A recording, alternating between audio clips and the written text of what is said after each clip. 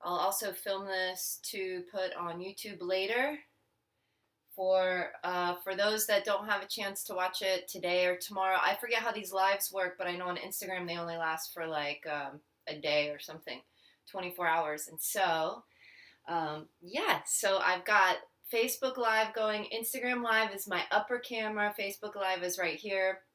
And then I'm filming right there to be able to publish on YouTube later.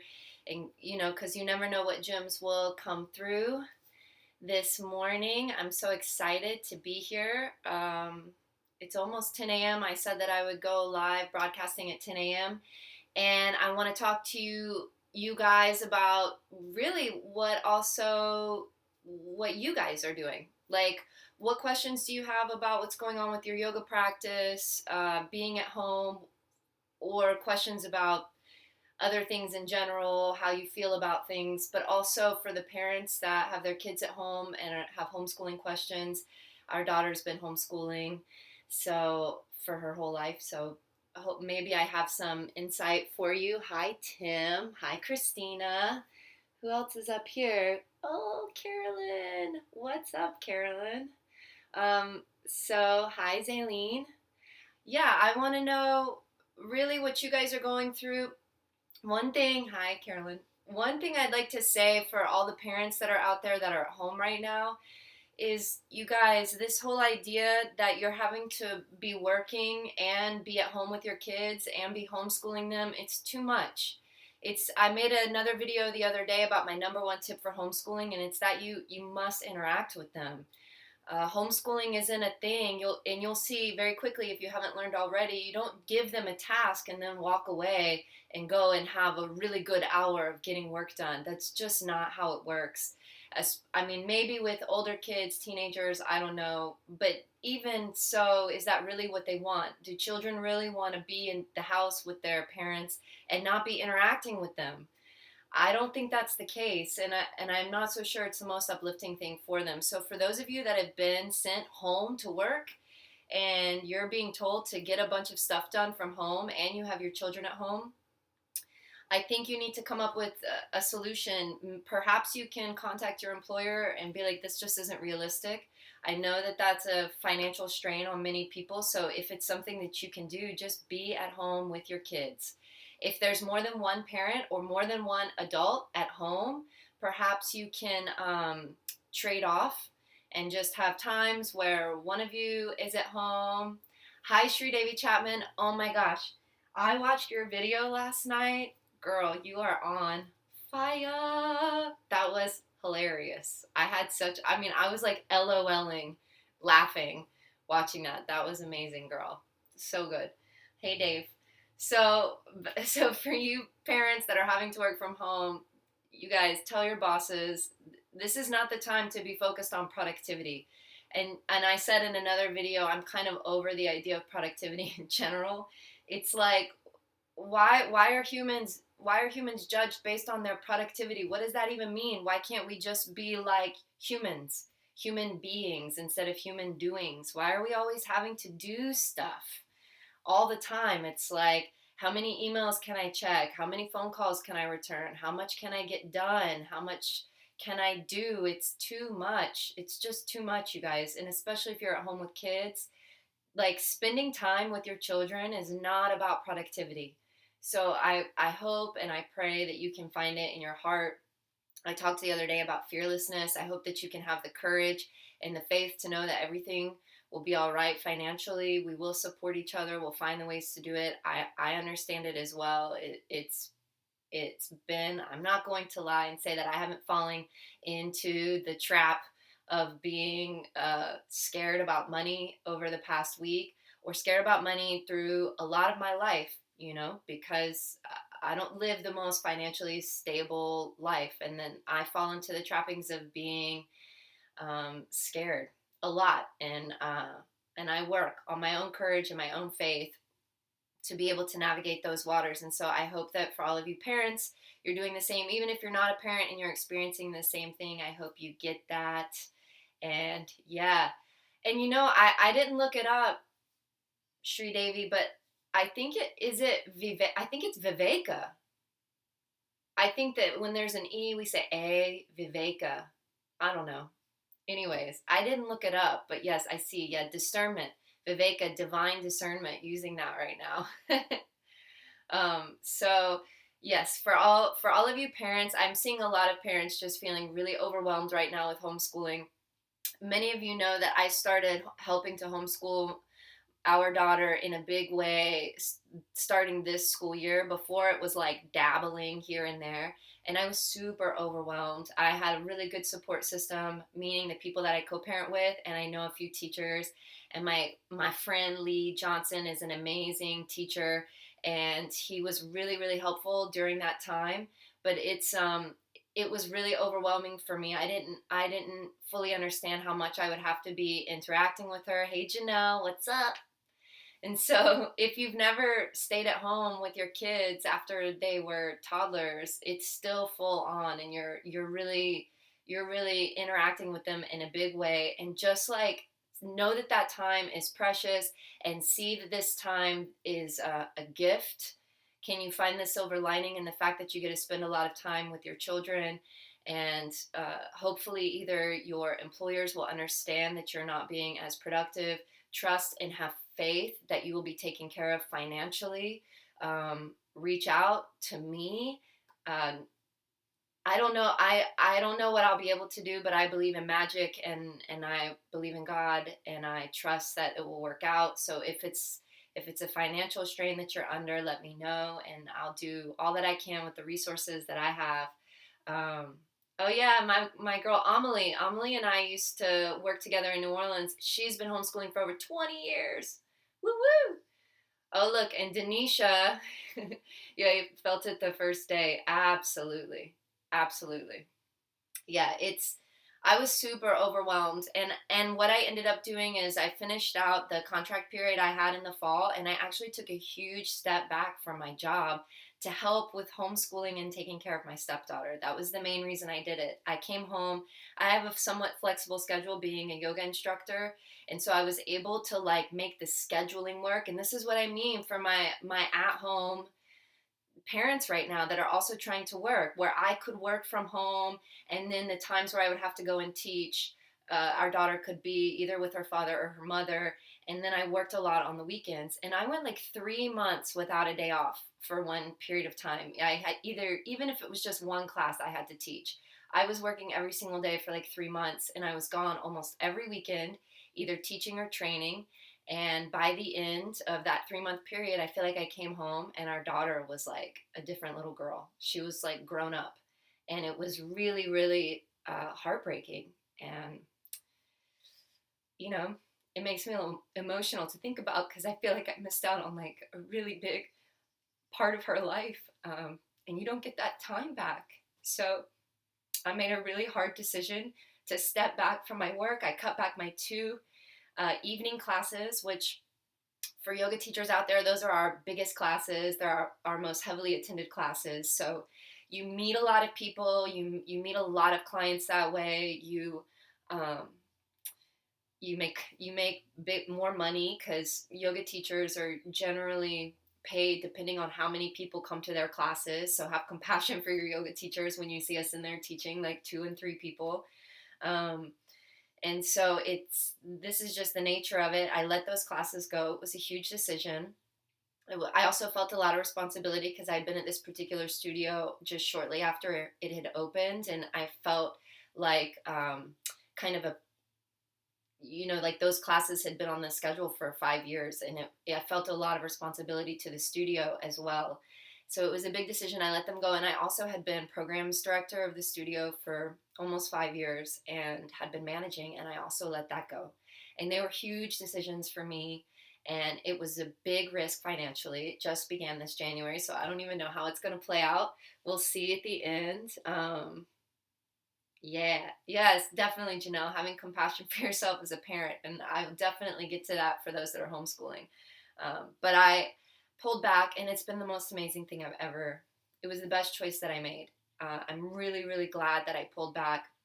So, anyways, the point is, right now, for what's relevant for you in this moment, it's like, if you're at home with your kids, please have faith. take away the stress of the financial stress, because that's as much as you can. I'm not saying that lightly. I'm not trying to be flippant with that type of statement. I mean, in the sense of like, it's stressful enough with what's going on, and everybody is in the same situation. Everybody is facing those same struggles, whether it's financial or being with their family and navigating that. So be just, if you can, take away the stress of the financial, trust that we will take care of each other, we will support each other. Again, please reach out to me and I'll do what I can with my connections and resources to support you if you really do feel like the financial struggle is real. And spend time with your kids and spend time with them while you're homeschooling them. They, like, if your kids are our daughter's age, she's 8. I just have to be like right next to her, and occasionally she can do things on her own. But you have to spend time together, and just everything. I mean, when we're together, we do everything together. Our shower time is at the same time. So if you're like, I can't even shower, if your kid is young enough, shower together. It can be really sweet, like take your shower together. And that's another precious, you don't get to do that stuff forever. These are things that you only do for so long in a child's life. And if you're not showering with your children, then just have your shower times at the same time or something like that. If your kids are older, obviously, it's like, please go clean yourself. um, and same thing, if you can just time it at the same time as them, then that works out for both. So I hope that that's helpful. Janelle made a good point about being compassionate towards yourself. I don't think that, um, I'm a stepmother, which is why my YouTube channel is called The Unenlightened Stepmom. And for any step parent out there, it wasn't an immediate thing for me. It was like I came into the stepmom role and slowly but surely took on more and more of a role and a feeling of responsibility within our family. And it was a beautiful transition. I feel so blessed for anyone that doesn't get that experience. Like, I don't have any type of biological bond to this child. I'm not obligated to her in those ways. I didn't have that chemical cocktail that was released within me upon birth that kind of, forces you into taking care of a little being. And so the love that I feel for her is, I think, really unique. It's a really unique type of love, and I feel really, really blessed to have the opportunity to experience it and to see that love grow and change in a way that could only happen in these circumstances. So if you're a step parent out there, just give in, go for it, let yourself fall in love with the kid, because it's going to be a different experience than parenting would have otherwise. It's really quite beautiful. And so, needless to say, though, I didn't fall hard right away. I mean, she was adorable and perfect, but there was still that, like, but she's not mine thing. That's oftentimes where we go when we're step parenting, but it's not my kid. So I don't interject, I don't interact. There's like all these little things, but hi, Kiki. But I will say that I gave in finally, and I just let myself be there. Luckily, I was in a scenario where the other parents were happy to have me, and there was no like, "Hey, keep your place over there, stepmom." I was like really, really invited in by my partner and our daughter's mother, so that was an easy transition. But what I will say is once the homeschooling started in a bigger way for me, I was challenged in a new way as a parent. It was like different. I had a new role and it was totally different. And it hasn't been the most graceful thing. It's been super bumpy for me, like really bumpy. It's like I'm going over bumps and then boulders coming down also. So I'm like stumbling over the bumps and the boulders in front of me, and they were like falling on me. It was a really rough, it was a really rough learning curve, but it's been so amazing. And so I wanted to say with Janelle's point about having compassion, like, yes, be guilt and shame does not help us as parents, you guys. Like, feeling guilty and feeling shameful is not helpful. So if you're spending more time than usual with your children and you feel like tempers are flaring, just, you guys, like, it's okay. And guilt and shame makes those types of toxicities last longer, because when we're feeling guilty and we're feeling shameful, our anger and our frustration, it stays longer within us, and it stays longer around us. And I made another video about toxins in the home, and anger and frustration. Those are the biggest toxins that we can have in our house. And so as we aspire to eliminate them from around us, and I talk a lot about how to do that in my recommendations in that video. I can talk about it again. Um, oh yeah, they are so forgiving. But our guilt and our shame, it kind of like draws that out. It makes the anger and the frustration kind of linger. And yeah, as Jackie is saying on Facebook, because in case you're just joining, I've got Instagram Live going and I've got Facebook going together so that I could be on both platforms. So if you see me looking and looking, I'm also recording on a device here, so that I can publish this on YouTube later. So I'm like super tech right now, but in like this is like set up on a metal folding chair, and this one is attached to a mic stand, and this one is clipped on with a chip clip. It's like hilarious. But your children will be forgiving, and they're super understanding, and they learn how to ask for forgiveness by seeing you do it. So watching their opportunity to watch you navigate anger and frustration, how long you stay in it. And like, we know how horrible guilt and shame feel, and we don't necessarily want our children growing up to be adults that are constantly in states of guilt and shame. So they're watching us, and if we're feeling that, they're going to see that. I also was thinking about shame in general, especially in reference to parenting. And if you really sit down and look at those moments when you have those feelings of, ay, I lost my temper not too long ago, and I don't do it often, but I did. And it was over something really, really silly. It was over learning how to tell time, you guys. I mean, sometimes it gets weird when you're homeschooling, and I was like, why? Why can we still not know what like 8:15 is on a clock, you know? And I just really started to lose my temper, and I got really upset, and then later I felt just horrific. I was like, I'm literally a walking monster. Like, who does this? This child is perfect, so cute, and just like looking at a clock and it's time. He goes, time doesn't even really exist.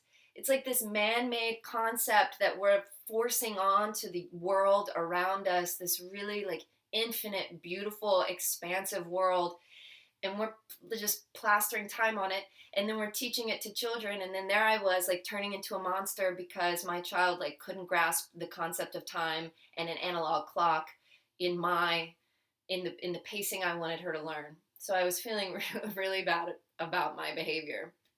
And she was like upset and told my partner Eddie that she was like afraid of me. She was like, I'm scared of Mary. She like really got angry.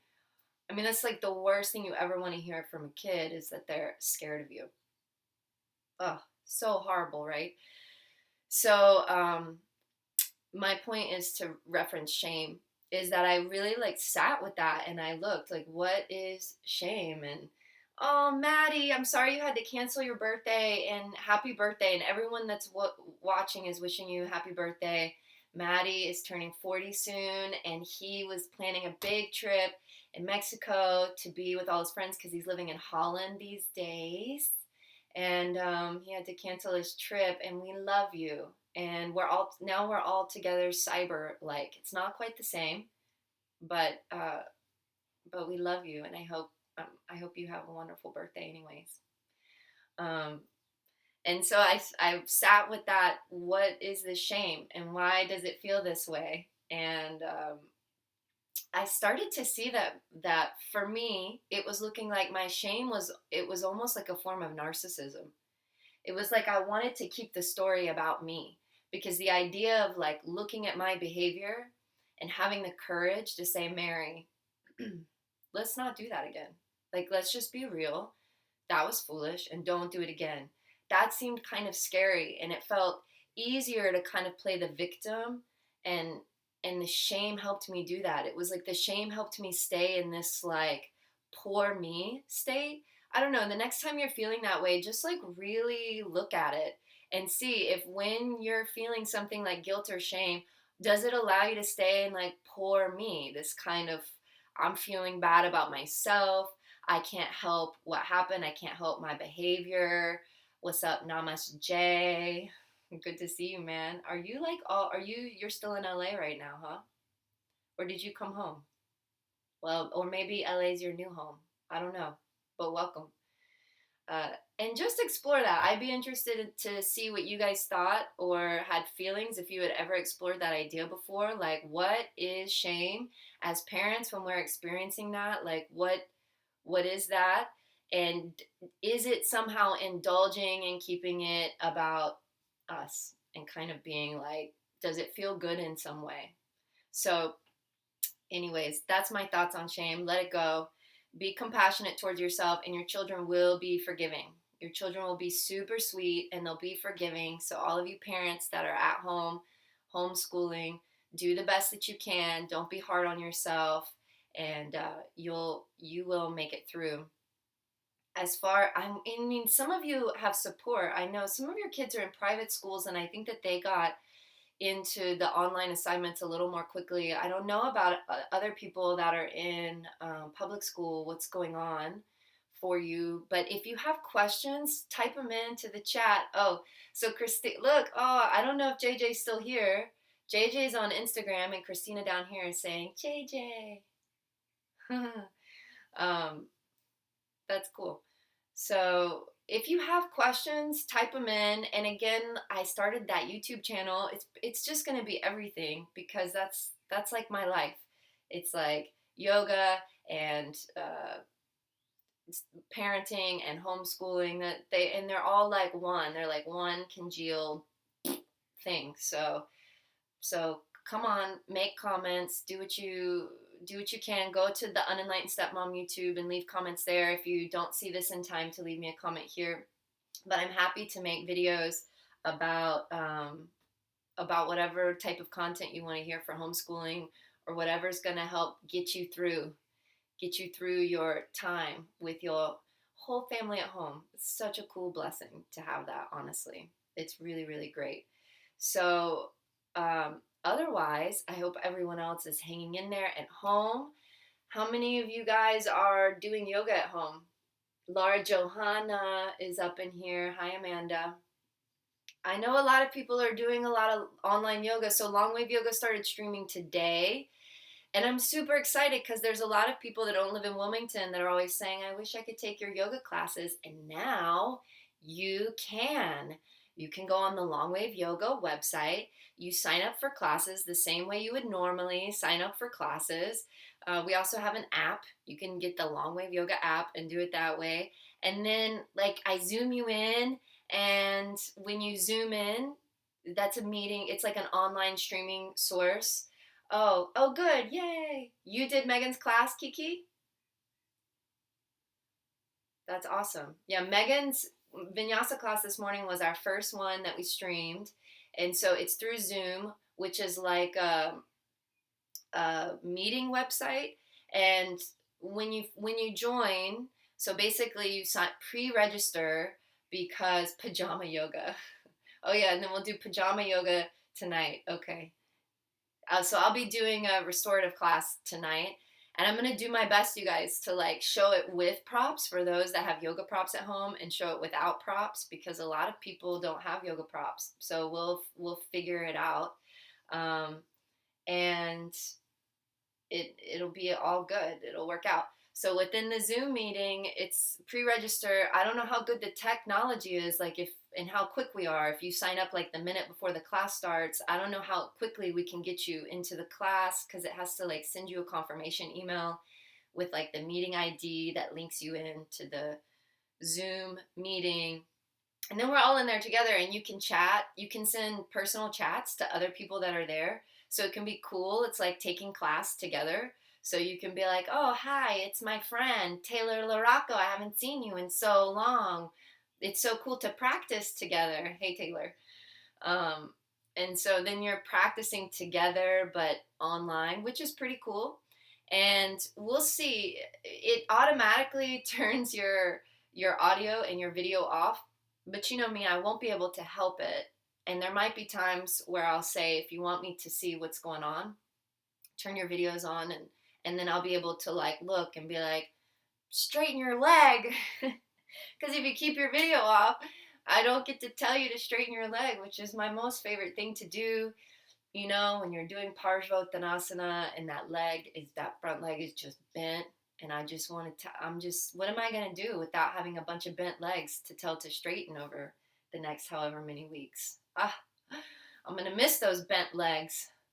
And so maybe that might be a possibility where I'll be able to say like, hey, you're welcome to turn your videos on if you want me to try and see you. So if you're Zooming and you want to have your camera or whatever you're using ready to also be able to see yourself, just know that in my classes I might ask for that. We'll see. It might be too chaotic, but I feel like it'd be nice for me to be able to do that. We'll see how it works. It's going to be brand new. I'm excited. We'll see how it goes. Okay. So get your live stream on. Your yoga studios are doing it. People are doing it. Everybody's doing it. Hey, David, you're the best. There's so much yoga right now happening online. It's pretty incredible how quickly it all happened. So support your local yoga teachers, support your studios as well. A lot of us teachers rely on our studios opening. That's why I'm only live streaming yoga classes through the studio site, because when this is over, I want our yoga studios to be able to open back up. And so that's why I'm doing it only through Long Wave Yoga. I'm not live streaming yoga classes outside of that. Also, you know, there's a lot of people that have classes that are more affordable, or they're live streaming for free. So there's a lot of different ways to get it if that's not an option for you. As far as other small businesses, there's been other ways to support. So like massage therapists, restaurants, things of this nature. If you're in a place where you can buy gift certificates and use them in the future, that's a great way to support your small business. I know everyone started panicking and like ordering a bunch of stuff off of Amazon, and that's great. But Amazon's going to make it through this, you guys. Like, they're gonna make it through. And those bigger companies, they get like government bailouts and stuff like that. The airlines, they're gonna be fine. They're gonna make it. They're gonna get through this. It's the small businesses. I mean, if small businesses have to close for a week or two or three, or God forbid more than that, these are the types of things where small businesses don't reopen. And so if you're in a position to do something, please like get a gift certificate that you can use in the future. Find out ways that you can support. Reach out to your friends that you know own small businesses. Ask what you can do. Check on your friends that have small businesses. They're probably also experiencing a lot of stress. And on top of that, to go back to the beginning of the video, while they're trying to figure out how they're going to keep their small business afloat while it's closed for an indefinite, mysterious amount of time, they've also got their kids at home. So, you know, it's like, what in the world does someone do? So we've got to be in this together. We got to support each other through this time. And so connect with each other, find ways to connect. And this is a nice way to connect. I'm happy to be with you guys and have some connection and be able to ask each other questions, be able to like conversate, because everyone is experiencing that. Oh, Kristen's just here. Kristen, you just missed my big small business spiel. It was heartfelt, man. So check on your friends that are small business owners. Ask them what they need. Ask them if you can support them in any way, even if it's like talking to them on the phone and giving them some encouragement, because we want our small businesses to reopen after this, because they're awesome and they make our lives so much better and brighter and colorful and sweeter and yummier and all of those things. So Yeah. What's going on with you guys? Is anyone going through something that you want to share? Is anyone dealing? Do you have a question about your homeschooling or what's happening with just spending all day every day with your kids, or even like your husbands or your wives? Maybe you don't normally spend that much time with your partners. Eddie G's not here, he's still working. So I've just been home alone. This is why I'm like, I guess I'll start a YouTube channel because I literally haven't left the house. And it was raining. It's not raining now, so I'll be able to take a walk later. But man, I've just been like sitting around. Like, I guess I'll film myself talking, and that will pass the hours. But yeah, Eddie G's at work. I guess carpenters, construction workers, they're still going to work, you guys, which I guess is good. At least one of us is going to work. But I want to know what you guys have going on. Oh yeah, yeah. Sri Devi saying just check on people in general. Yes, yeah. Check on people in general, and you know, in one of the other videos, not everyone is handling this as well as a little bit here. Can y'all see through the comments, Mimi's? Oh, she's very chill. This is just her life every day. This is like, this is like not she's not stressed out. She's so happy I'm here. She's just trying to be in my lap like all day, every day. Yes, I know. But in one of my other videos that I put on YouTube this week, I talk about fear and anxiety. They're super like they're viral. They're really contagious. And so if just know like if you're experiencing fear and anxiety, everybody is experiencing fear and anxiety. Like that's what happens. It's contagious. Even though I'm in my house all alone, I feel it. I feel it in my gut. Just the fact that there's collectively as a whole, we're all probably like, I can't hear him. No, I can't hear you, Steve. But you know, tell tell me what you want to hear, Steve.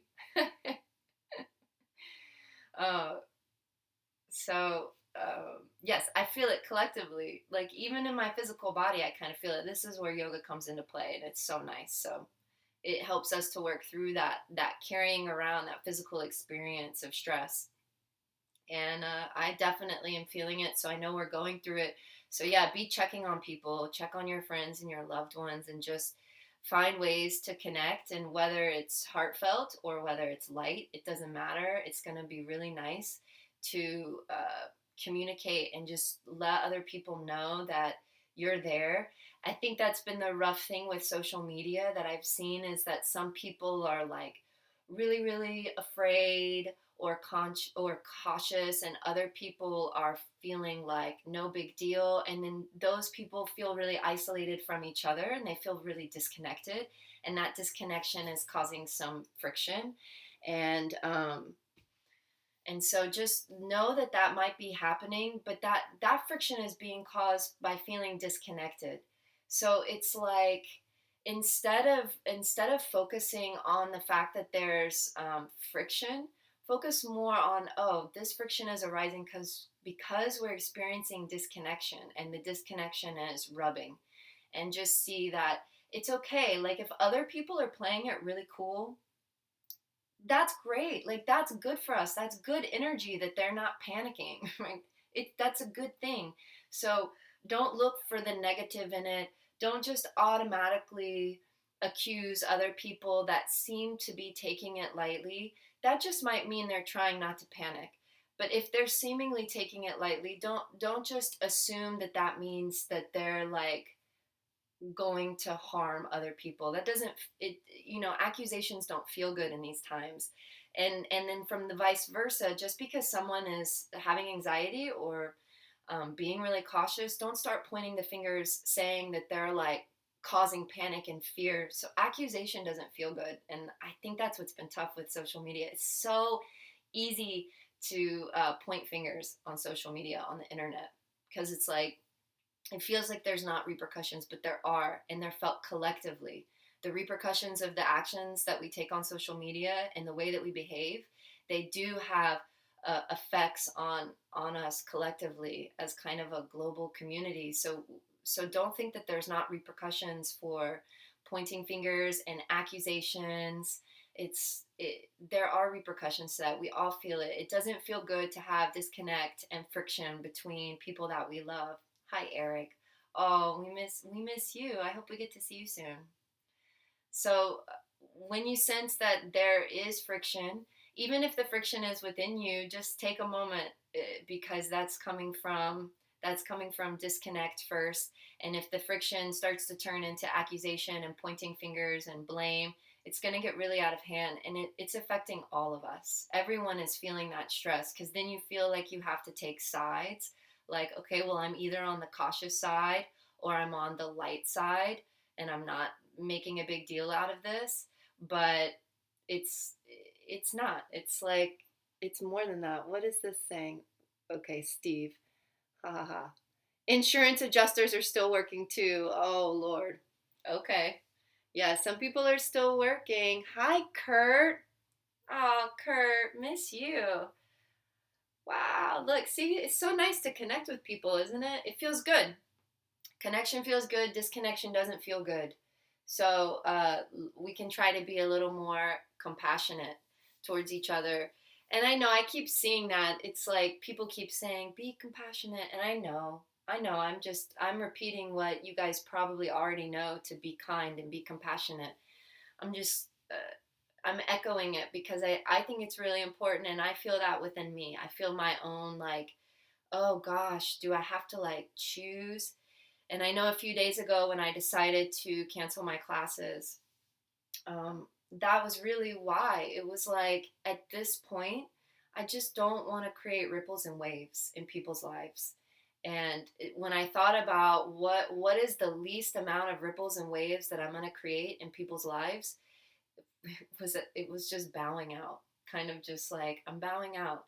Because if I say that I'm holding classes or holding events, then people are going to be in turmoil over whether or not they should go.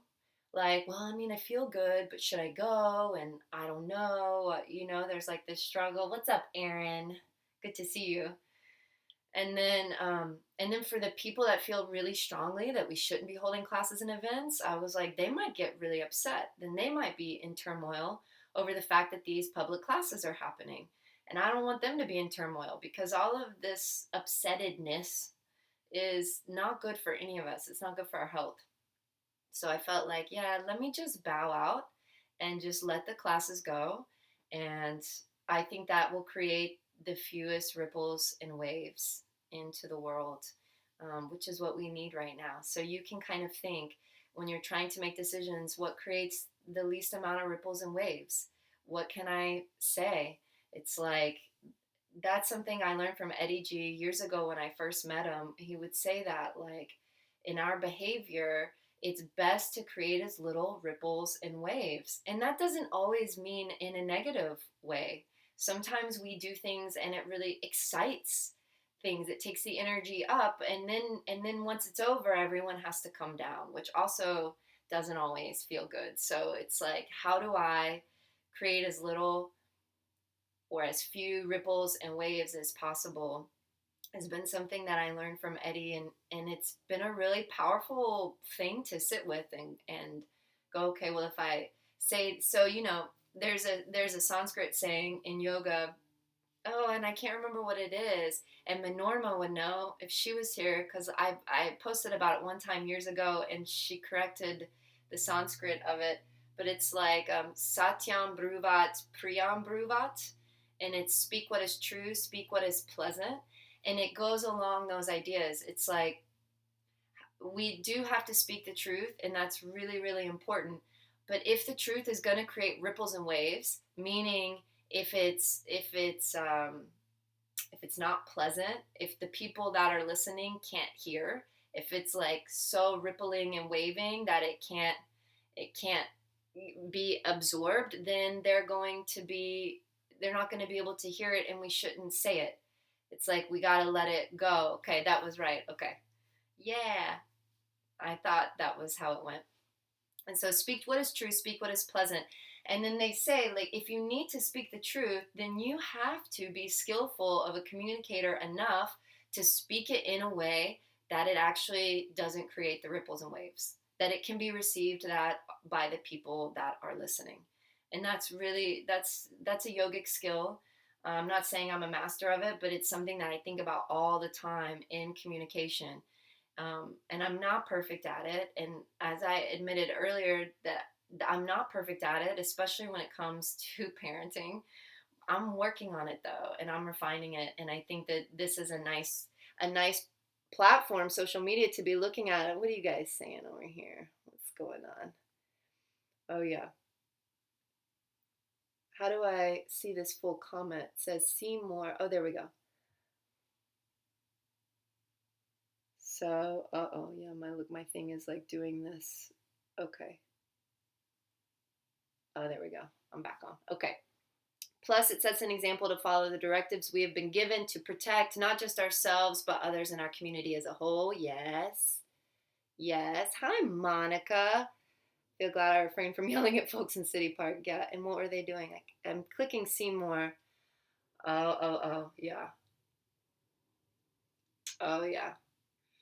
It's so hard. How do we take care of each other without judging each other? Yeah, it's so true. Um, yeah, the ripples and waves. Yeah, I get. Okay, well, let me address this first. How do we take care of each other without judging each other? Man, that's tough. I'm not going to pretend to be an expert on that. I'm going to rely on ancient wisdom from the Yoga Sutras of Patanjali. There's a sutra in there from the first chapter, number 33. If you practice yoga, you probably have heard it a million times. Maitri Karuna Mudita Upekshanam Sukha Dukkha Punya Vishayanam Bhavanatash Chitta Prasadanam. Something like that. Sanskrit scholars out there, don't shudder at my pronunciations. And they say there is an indifference to the wicked, and it's a that type of commentary or translation of the last one.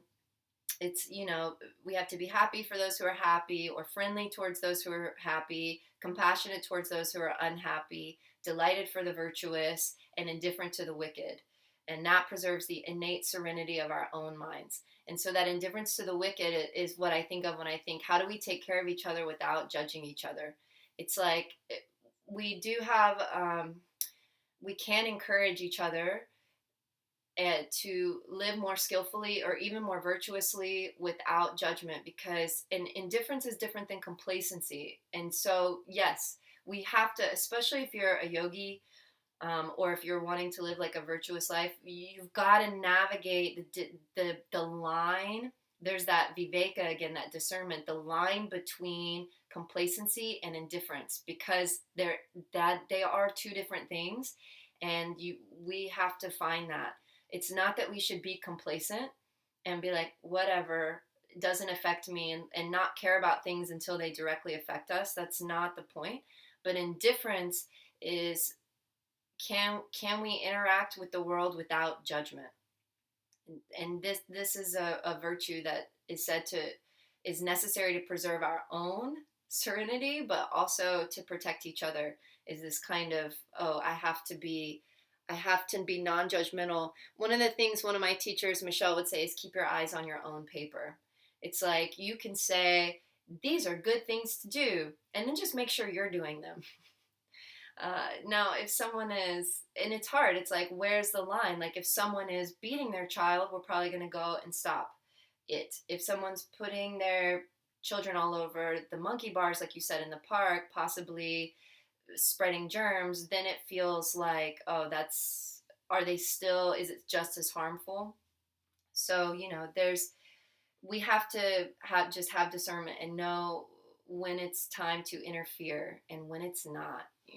So that's another thing I've learned from Eddie G over the years, is interference is a tricky thing, and it's not always the best. In the Bhagavad Gita, it says, what the wise man does, others will follow. So if you really want to uplift others, you just have to be the example. So you've got to make the choices, and you've got to live that way, and you've got to walk the walk and talk the talk, and it's hard to be consistent. It's really hard to be consistent. So until you know for sure that you're 100% consistent, then there's no reason to be judging others, because you've got work to do. It's like, I'm saying all of these things, but I'm not 100% consistent in them yet. which means I don't need to worry about whether or not other people are doing them because I have so much work to do on myself. So I think that walking the walk, talking the talk, living the life that you're saying that we should be living, that's enough work for one's lifetime. And trust that other people are going to do it. And then yeah, I want to get to this too. Yeah. Oh yeah, see this is good. So Sri Devi Chapman, and she's saying I'm having a hard time getting this SEMA. Skillful means yes, but sometimes you got to let them know. And then Janelle says, yeah, uh, I host morning radio and it's my job to lift up the community during this time. How do I do it without creating waves? Yeah, totally. Oh, look, there's a lot of things, but the cultivation of equanimity does not mean we do not act. Yeah, exactly. Okay. Oh, yeah, cool. So, yes, skillful means, I mean, get it. Eddie G, he's like a truther, you guys. And he comes home and he just drops the truth bombs on me. He's just like, boof. I'm not even going to go into it, okay? You can, if you've got time over the next few weeks, you can go into it whether or not NASA is telling the truth black hole, okay? Enjoy it, have a good time. Basically, we don't know anything. If you haven't seen it with your own eyes, don't let anybody else tell you what is going on in the world. You got to know for yourself. That's an ancient yogic principle. That's why I love yoga, because yoga is like hearsay is irrelevant. Direct experience is all that matters. So the things that I'm talking about, I say them with conviction because I have direct experience on the effect, right? It's like when I do that, I do preserve the serenity of my mind. When I speak in this way, it does have a positive effect. When I resist these indulgences or these urges, these things happen. That's direct experience, okay? Anyway, so Eddie comes home.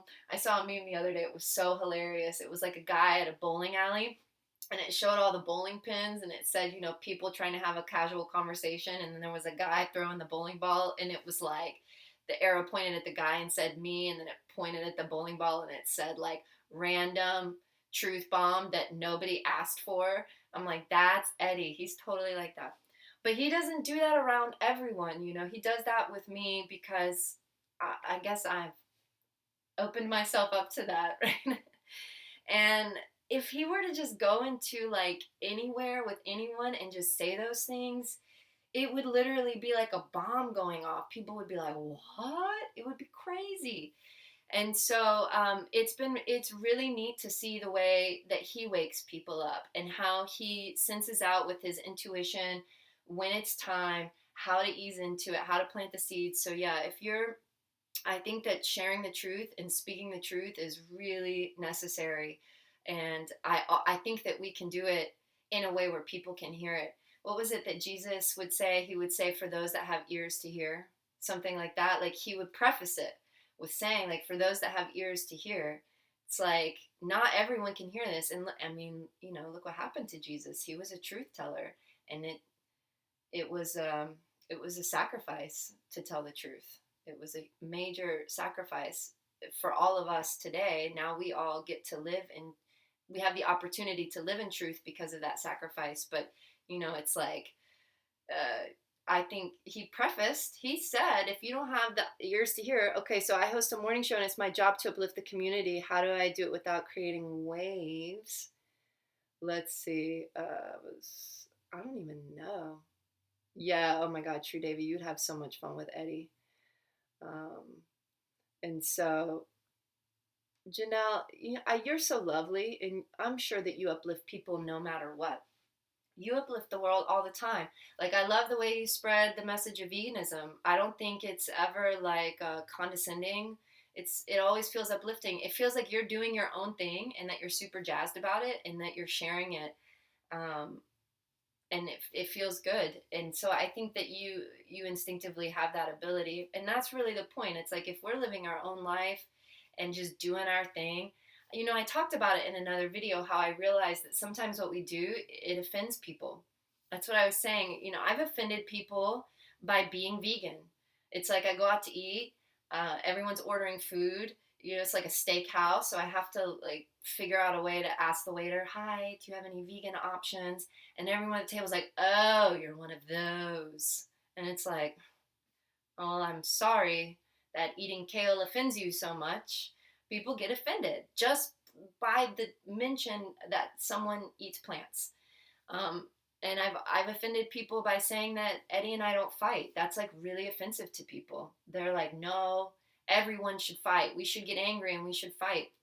And I offend people just by doing that and by literally speaking my truth in the sense of saying, these are the values which we uphold in our relationship, and not just saying this is what I do offends people. But on the other hand, it uplifts other people who want that in their life or who also have that in their life, and they're like, yes, I love this. So even if you try, it doesn't mean that some people aren't going to be affected. Some people are going to be affected. It's okay, just be nice. If they're affected, don't also be offended back. It's hard. I want to be offended back. I want to be like, what? I can't, my life just offends you. The way I live my life just offends you. And then I want to be offended too. But it's like, then you just bounce back and forth. So don't do that. And again, that's through direct experience. I tried that. It's not the worst. Yeah, Carl and I don't fight either. Go, Amanda. So yeah, like it feels good when you can just speak your truth and people don't think you're like a total weirdo. And even if they do, who cares? It's all good. But yeah, Janelle, you're awesome, and I'm sure that you're great at uplifting people. And yeah, like I said, you have that natural instinct to be able to like live your life and be able to say these things uplift me, and it's not offensive when you do it. You do it in such a cheerful way. You're excited about the subject matter. And so whether or not people agree with the subject matter, they're kind of, it's kind of like, good, rock on. You're happy. Um, and so, yeah, you just gotta stay light, stay light during these times. And if you do see yourself in the role as of a leader or a voice in the community, that would be my recommendation. What we were talking about with disconnect is like realize that the friction is coming from disconnect. Everyone's experiencing some level of anxiety and fear, even if they've transcended anxiety and fear.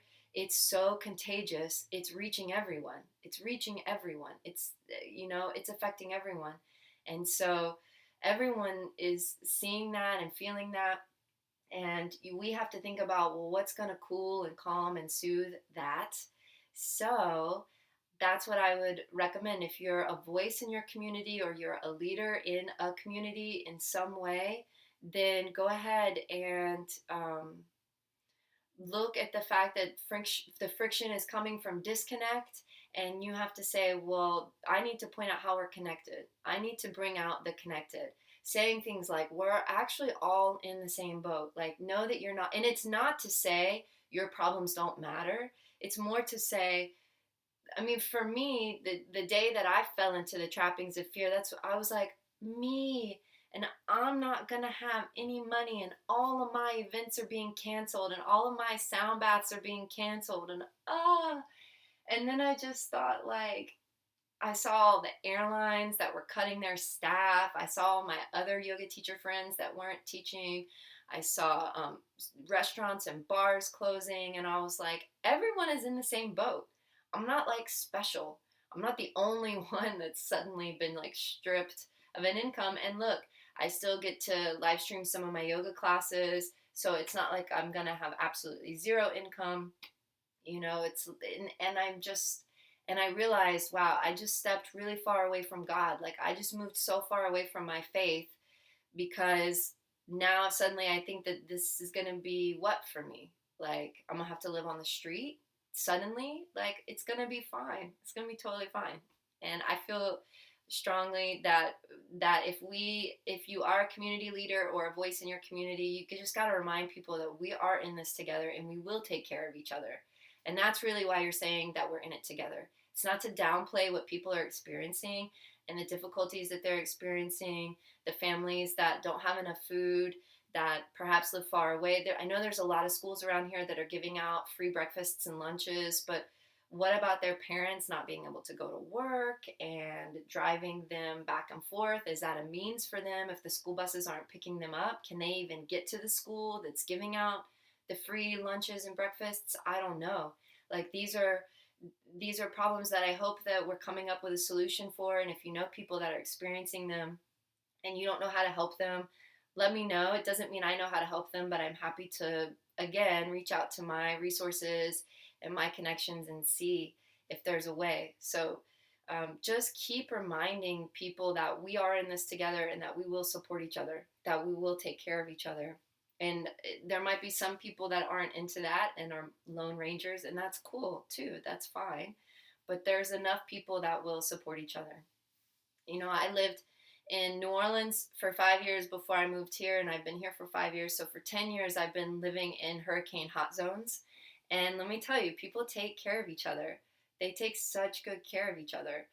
It's incredible to see how quickly we're baking cookies for each other, that we're taking care of each other's homes, that we're giving each other generator energy. You know, last time we were without power for, I don't know, a week. And I mean, that was crazy. Like, at least you might feel isolated right now, but at least like you have power, because after a hurricane, you're like isolated and there's no power. If you stay and they go into martial law, like you're not supposed to go anywhere, you're supposed to stay at home, and there's no power. It's hot. All that fresh food that you bought, you're not using it. You're like eating canned food, and if you're lucky enough to have some way to warm it up, then that's really fortunate. Otherwise, you're not even warming it up. It's a weird apocalyptic world being somewhere post hurricane. And but I do know that people take care of each other and we do get through it. And so perhaps it's those experiences that, and I've seen a lot of people say, I know a lot of people that were New Yorkers and after 9/11 transplanted to New Orleans, and then Hurricane Katrina hit, and it's like, man, these people like very close together went through some seriously life altering experiences, and they're the ones I keep seeing speak up saying, we're going to be fine, you guys. Like, we are going to take care of each other. We are going to get through this together. And I think that's really a beautiful sentiment. I'm grateful for the experiences of those people to have that foresight and that knowing that we'll be fine, that we are going to get through this. Yeah, sound bath, I know, right? Hi, Emily Trayers Elmore. It's good to see you on. So can you guys see her? She's so cute. Mimi's back here. She's so adorable. It's like clouded in my comments, so I can barely see her, but she's just, oh, she's such an angel. Yeah. Yeah, all the sound baths got canceled. We'll see. I've been trying to talk Eddie into doing them online. But he's really funny about that kind of stuff, you guys. Like, he doesn't let anyone record his kirtans usually. He just thinks like there's such an energetic experience, and it's really only relevant if you're there. That the power of the mantra music and such is like, yeah, that's the way that he feels about it. And so, I don't know. I guess that's what's good, right? So listen, it's been about an hour. And I said I would go till like 12-ish, but it looks like this one is going to cut off. Instagram Live is going to cut off in a minute and a half. And it doesn't say anything about that with Facebook. I'm sure I could like turn it off and maybe redo another one.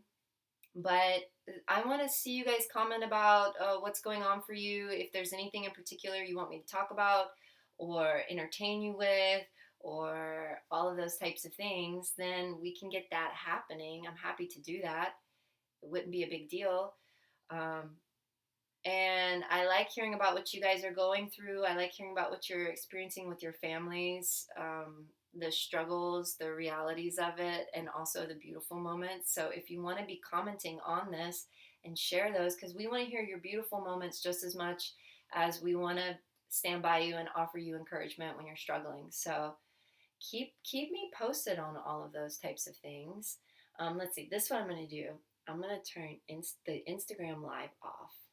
Yeah, so we'll see. Okay. And then, oh, look. See, Megan is messaging me, and she said she's asking me to go to the beach. I probably should, huh? I probably should go to the beach, right? That would be so epic. There we go. Okay, so that's happening there.